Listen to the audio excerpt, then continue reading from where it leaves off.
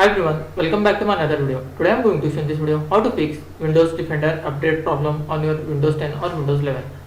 So before going to start the video, if you are not subscribed my channel, please subscribe. So let's start the video. Guys, if your Windows Defender update problem it is not working properly, if you are facing this issue, then I will show you a couple of steps you can try and fix this issue. In this, the first method is you can update your Windows and check. Click on the start menu, then click on settings. Click on Windows update. Click on check for update. After updating, hope your Windows Defender problem will be fixed.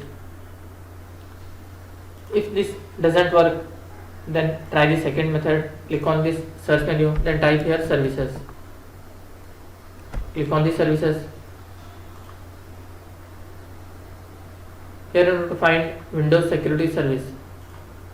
Just press W key, then find here Windows Security Service. You can see Windows Security Service, right click on that, click on property, make sure the service is running and click OK. Right click on that and click on restart or refresh. After that, try the third method. Click on this search menu, then type here troubleshoot. Click on troubleshoot setting, then click on other troubleshooters. Then here you will find Windows update. Just click on run and it will detect if there is any problem with your Windows, then it will fix it automatically. After trying all these options still you are facing the issue, then try the last and final method.